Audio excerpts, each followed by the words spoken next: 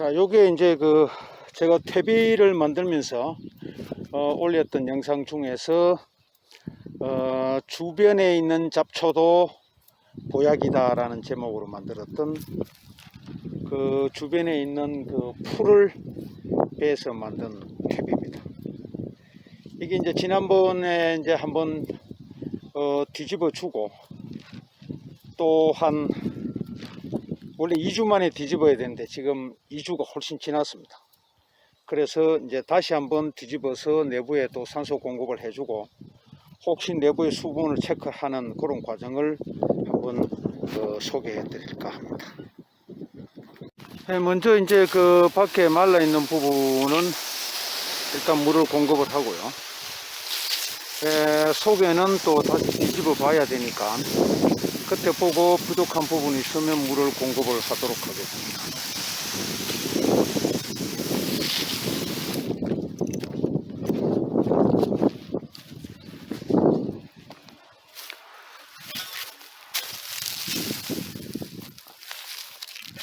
예, 아주 부숙이 이제 많이 됐네요. 예. 거의 퇴비가 다 돼 갑니다. 그래서 지금 이제 이렇게 뒤집어 주는 이유는 이렇게 지금 물기에 지금 딱 이렇게 굳어 버리잖아요. 떡같이 이렇게 되면은 이제 안에 산소가 부족하게 됩니다. 그래서 이게 호기성 발효, 퇴비는 호기성 발효거든요. 그러니까 산소가 필요한 발효고, 알코올을 만드는 거는 이제 혐기성 발효라고 해서 그건 산소가 또 들어가면 안 돼요. 그러니까 이제 오줌 맥비를 만들 때는 우리가 이제 혐기성 발효라고 해서 산소가 안 들어가게 딱 막아놔 버려도 발효가 충분히 됩니다. 그래서 그 오줌 맥비를 만들 때는 통에 딱 집어갖고 닫아 버리는 게 낫고요. 이렇게 그 퇴비를 만들 때는 산소가 공급이 돼야 됩니다. 근데 지금 현재 보면 중간에 이렇게 말라 있잖아요. 말라 있는 자리는 분명히 발효가 안 되고 이렇게 싱싱하게 남아 있습니다. 이런 부분은 왜 이러나 하면은 습기가 부족해서 그래요. 무슨 얘기냐면 이 퇴비를 발효시키는 거는 미생물이 발효를 시키는 거거든요. 그럼 미생물들이 발효를 시키기 위해서는 물기가 있어야 돼요. 습기가. 미생물은 공기 중에 이렇게 막 기어다니는 게 아니고 물을 타고 다닙니다. 그래서 물이 있어야 물고기처럼 이렇게 헤엄을 치고 다니면서 이동을 합니다. 그래서 습기가 없으면 미생물들이 그쪽으로 이동을 해서 이걸 먹지를 못해요.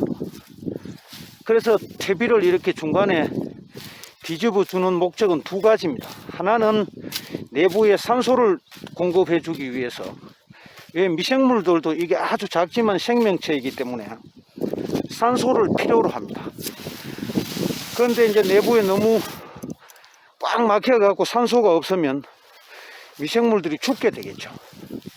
그래서 산소를 공급해 주고, 두 번째는 이렇게 버석 마른 부분이 없도록, 마른 부분은 다시 물을 공급해서 채워줘야 되겠죠. 그 두 가지의 목적을 위해서 이렇게 뒤집어 주는 겁니다. 보시면 이렇게 말라서 버석버석한 게 있잖아요. 이거는 그냥 수분이 부족해서 그런 겁니다. 여기 보면 이제 하얗게 이렇게 뜨는 거 있죠. 이건 이제 발효가 거의 다 된 곰팡이 류들인데 지금 이렇게 버석 마르면 안 돼요. 그래서 앞으로 퇴비를 만드실 때는 산소 공급과 수분 공급이라는 이 두 가지를 잘 염두에 두고 하셔야 되고, 그 다음에 세 번째 중요한 게 탄질비입니다. 이 풀을 이제 마르면 이 성분이 뭐냐 하면은 이게 탄소거든요. 자, 여기는 잘 됐죠. 근데 이게 이제 버석 말랐단 말입니다. 이 탄소 성분이기 때문에 탄소의 비율은 높은데 질소의 비율이 낮으면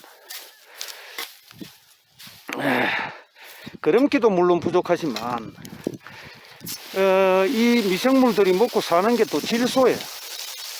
그래서 탄소와 질소의 비율이 맞지 않으면 퇴비가 만들어지는데도 문제가 있지만 또 밭에 뿌려놔도 질소가 부족하면 미생물들이 그 질소를 다 뺏어서 또 먹고 살기 때문에 그름기가 부족해집니다. 그래서 물론 그 리그린 성분은 남아가지고 토지를 개선시키는 데는 효과가 있겠지만 그럼으로서의 성분이 떨어지기 때문에 질소의 비율을 맞춰줘야 됩니다. 그걸 이제 우리가 퇴비를 만들 때 사용하는 그 탄질비라는 거, 탄소와 질소의 비율. 이게 이제 비율이 한 30 내지 이제 한 40대 1 정도가 이제 좋다고 그러죠. 자, 요거는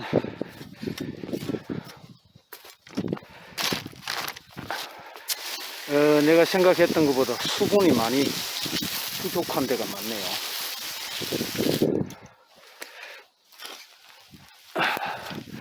이 속에는 아주 발효가 잘 되네. 허옇게, 그죠? 예, 이렇게 보시면 이건 잘 된 겁니다.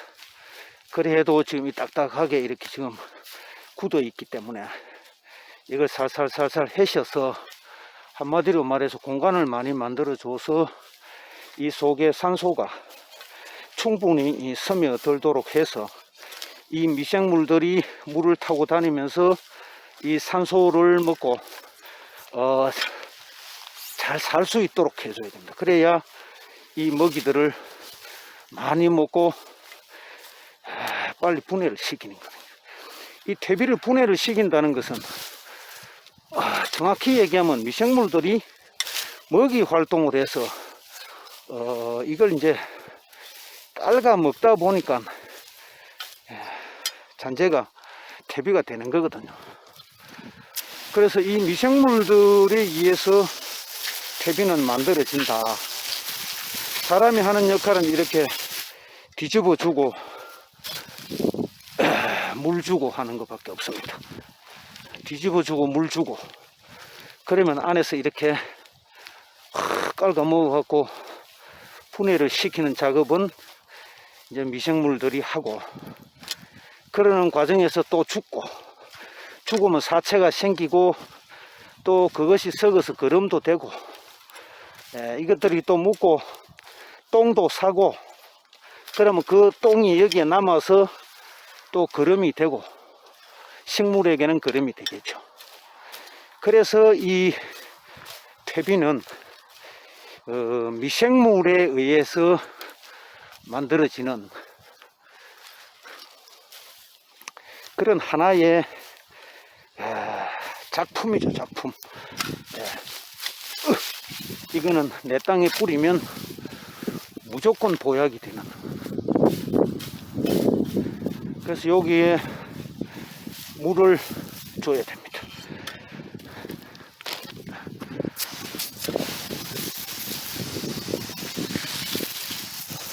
이렇게 눈으로 보시다시피 물을 안 줘 놓으니까 버석 말라 있는 것들은 이렇게 싱싱하게 남아 있잖아요. 그래서 미생물들이 다니면서 뜯어 먹을 수가 없겠죠. 그래서 이런 것들은 또 속을 넣어주고 또 충분히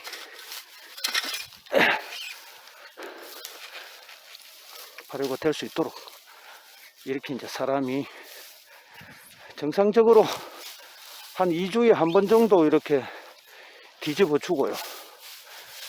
그 횟수를 이제 많게는 한 6차례 정도 해주면, 기간으로 보면은 이제 최소한 한 3개월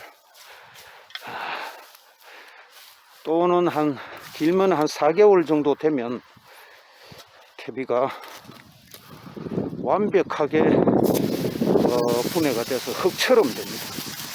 그때 이제 내 밭에 넣어주면 많은 부분들이 토양 개선에 도움을 줍니다. 그래서 지금 요게 이제 내가 여 앞에 있는 길에 한번 보세요. 완전히 이거 지금 허옇게 지금 숙성이 되어 가고 있죠. 예. 길가에 있는 그 풀 깎아 가지고 이거 지금 쌓아 놓고 퇴비 만든 거거든요. 그러니까 이게 밭에 들어가면은 제일 먼저 좋은 게 토지를 개선하죠. 토질이 딱딱하게 중간에 한마디로 말해서 토양의 물리적 상태를 개선한다라고 하는데, 그 물리적 상태라는 것이 이제 물을 갖다가 머금고 있는 능력이라든가 물을 빠지게 하는 능력이라든가, 이게 땅이 물을 전혀 머금고 있지 않으면 모래땅처럼 쭉 빠져버리면 빨리 가뭄을 타게 되고, 또 이 찰흙처럼 너무 물을 오래 머금고 있으면 물 빠짐이 안 되기 때문에 뿌리가 숨을 못 쉬게 돼요. 그래서 보습력이라 해서 물을 갖다가 보듬고 안고 있는 능력도 있어야 되지만, 불필요하게 많은 물들은 빨리 또 빠져나가 줘야 돼.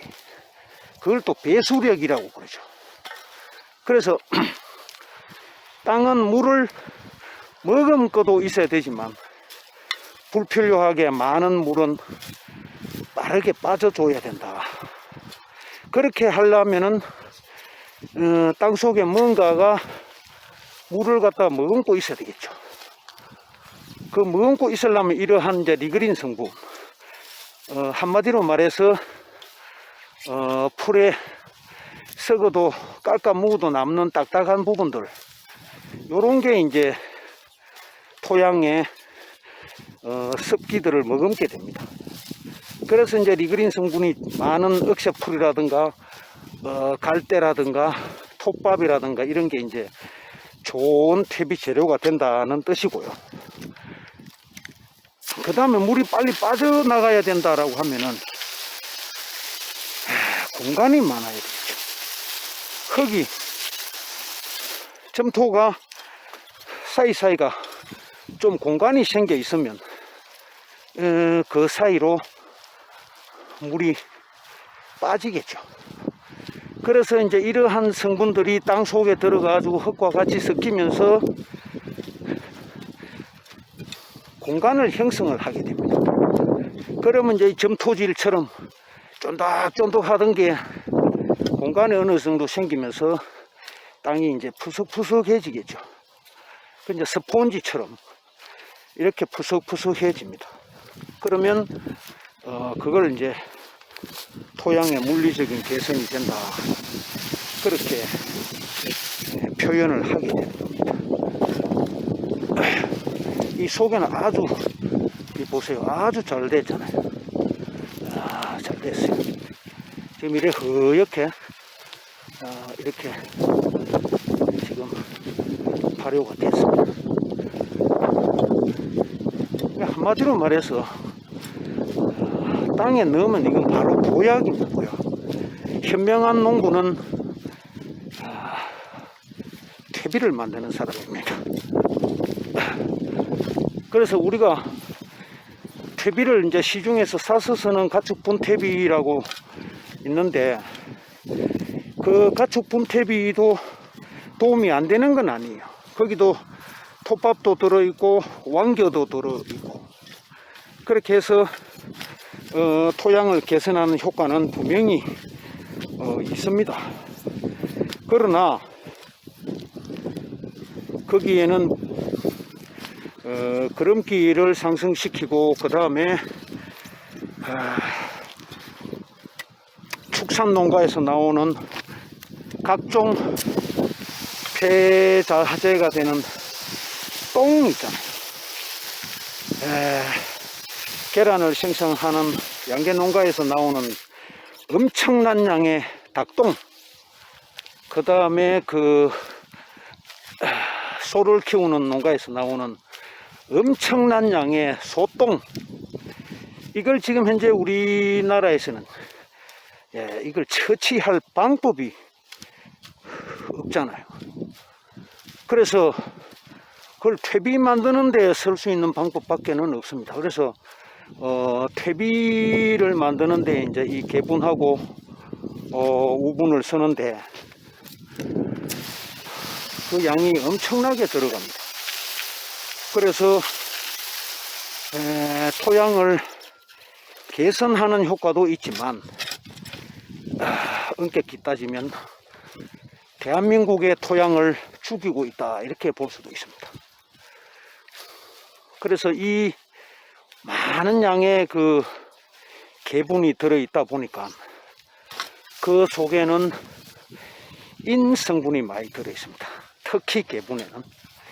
이 인은 우리가 이제 그 화학 비료에 보면 뭐 인산질 비료라고 용성 인비 해서 이 이제 인을 많이 넣어 놓은 건데, 식물들이 그걸 갖다가 자라는데 필요로 합니다. 근데 이 인은 필요로 하지만 잘 씻겨 나가질 않아요. 한마디로 말해서 칼이라든가 질소는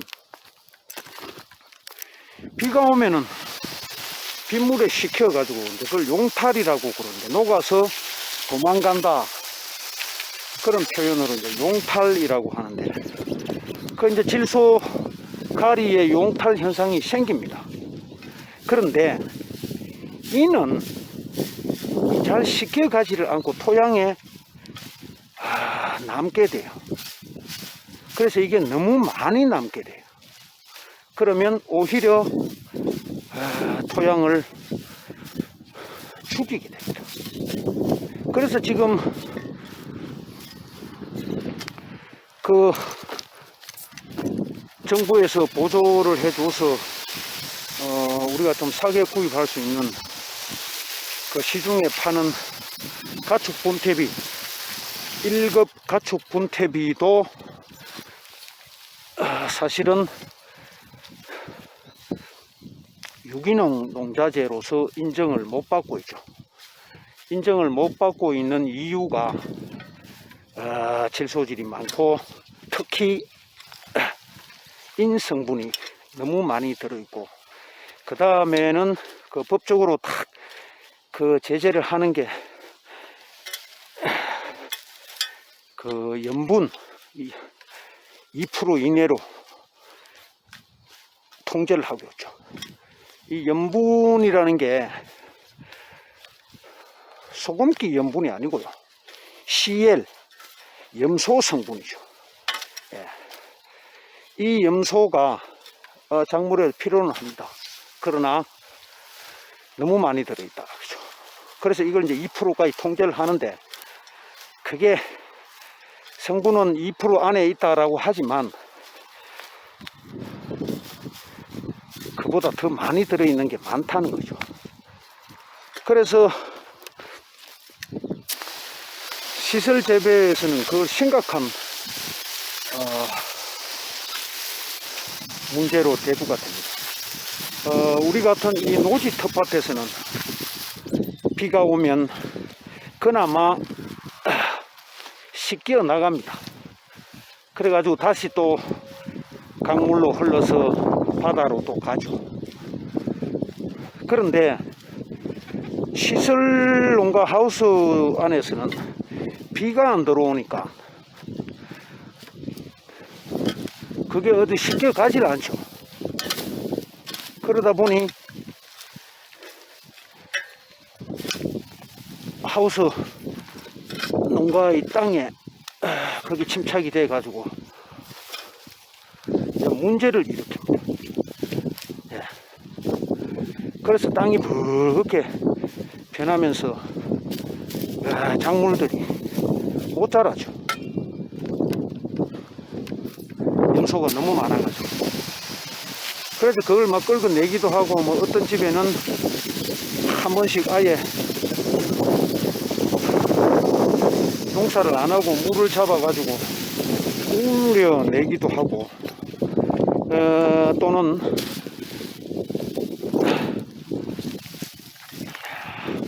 한 해 정도 그냥 벼를 심어가지고 땅을 우리 경상도 표현으로 우라낸다고 그러죠.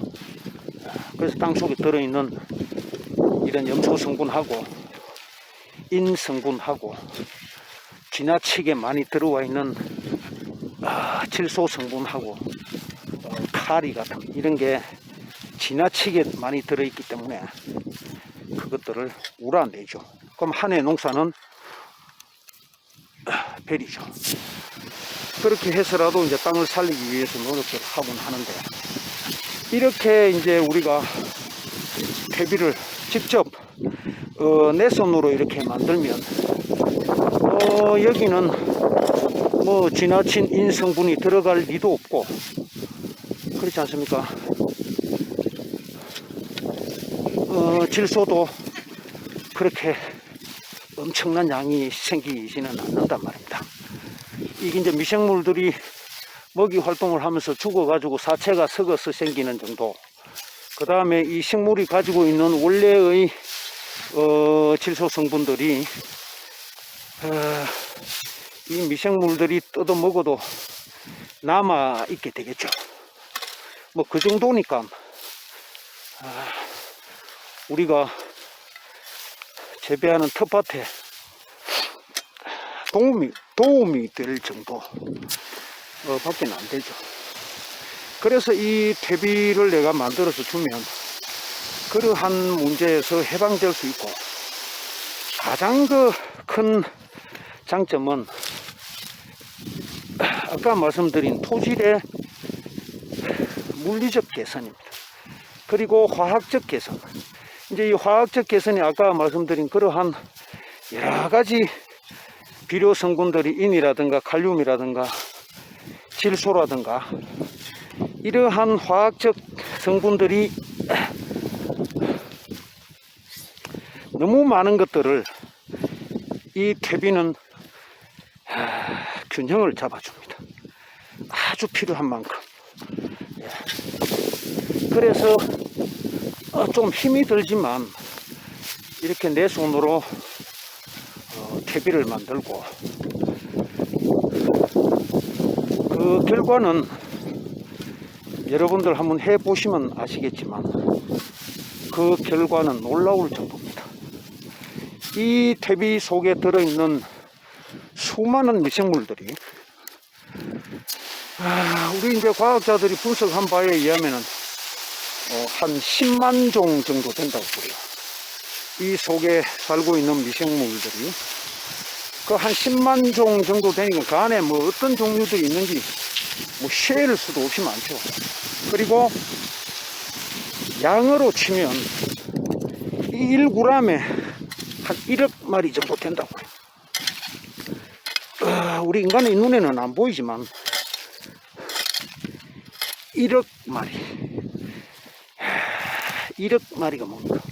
서울 시민이 1000만 명이라고 보고 이 1g 안에 서울 시민의 10배가 살고 있다, 이런 얘기죠. 그러면 이 수많은 미생물들이 또 밭에 들어가면 엄청난 활동들을 하면서 식물의 뿌리 활동을 도와주고, 그 다음에 이제 거기에는 보면 좋지 못한 미생물들도 많이 있잖아요.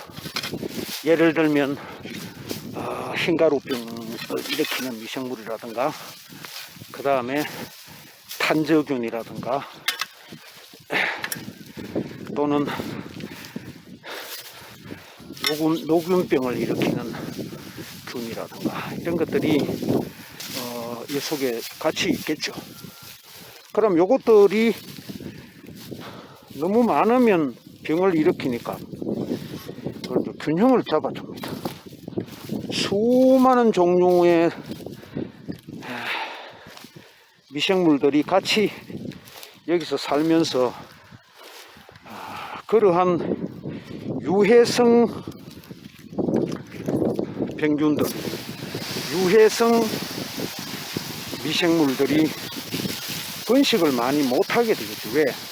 자기들도 일정한 장소와 일정한 면적과 일정한 먹이의 양에서 균형을 잡아야 되기 때문에, 그래서 걔네들이 그렇게 많이 번식을 못하기 때문에, 한마디로 말해서 병을 예방하는 효과가 매우 큽니다. 그래서 우리가 이제 농사를 지으면서 많은 그 텃밭 농부님들이 바람이 듭니다. 많은 텃밭 농부님들이 걱정하는 그런 것들을, 퇴비가 막아, 그걸 우리는 알면 농사를 짓기가 쉬워지죠. 그 답이 이 퇴비 속에 있습니다. 내가 이 퇴비를 열심히 만들어서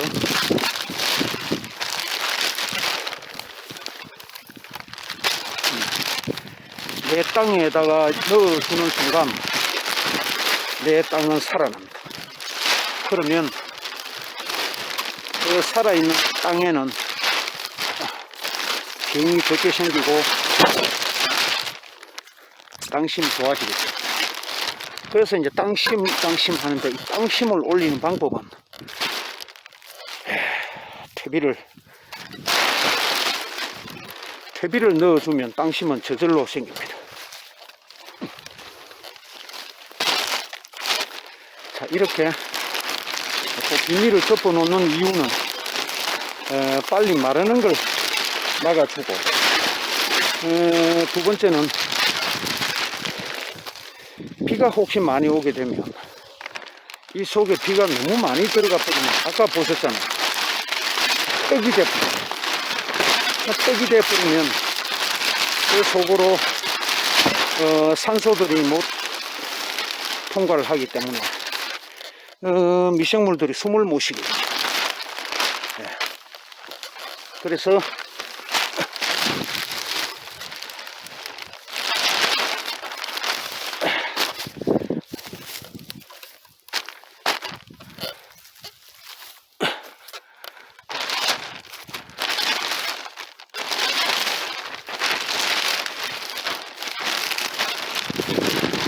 미생물들이 숨을 못 쉬게 되면 죽게 되고, 미생물이 죽으면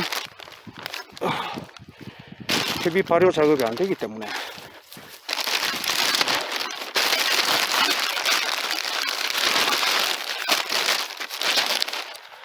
이렇게 덮어주는 겁니다. 이렇게 덮어 놓으면 또다시 발효가 일어납니다. 아무튼 우리 텃밭 농부님들, 이 긴 농한기에 떨어지는 낙엽들이라도 좀 줍고, 저렇게 주변에 있는 풀들 이런 거 좀 싹 끌고 모아서 무조건 이렇게 퇴비를 만들면 내 땅이 살아날 수 있고 농사는 저절로 됩니다. 감사합니다.